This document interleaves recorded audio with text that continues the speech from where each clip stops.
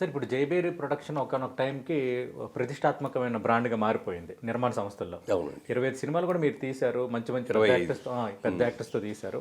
మరి ఎందుకు సార్ సడన్గా ఎందుకు ఆపేశారు ప్రొడక్షన్? సడన్గా ఏం ఆపలేదండి. యాక్చువల్గా ఈ రాజకీయాల్లోకి వెళ్ళిపోయిన తర్వాత, ఎందుకంటే సినిమా అనేది 1000 కళ్ళతో చూసుకోవాలి. అవును. సినిమా మంచి సినిమా, చెడ సినిమా మనం తీసామనుకోండి, లాగి లెంపకాయ కొడతారు ప్రజలు, మాడు బగులుతుంది. అవును సార్.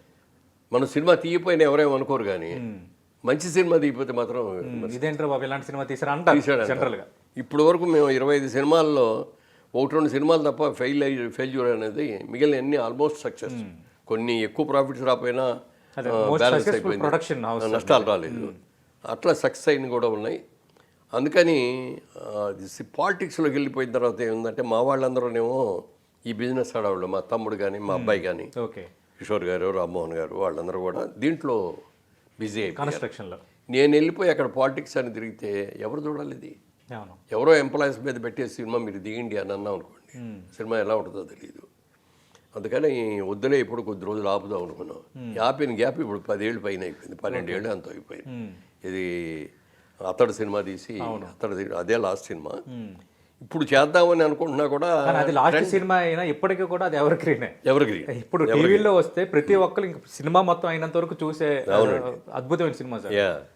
ఇప్పుడు ఏమైందంటే, మన బ్యానర్ పేరు నిలబెట్టుకొని మళ్ళీ మంచి సినిమా తీయాలి అంటే, ఇవాళ ట్రెండ్స్ మారిపోయినాయి. ఈ ట్రెండ్ని మనం అర్థం చేసుకొని, ఇప్పుడు మేము చేసిన కథలని వాళ్ళు చెప్తే అంది పాతకాలపు కథలు అంటారు. కానీ అలా కాకుండా మోడర్నైజ్ చేసుకొని ఎలా చేయాలని దాని మీద ఆలోచిస్తున్నాం.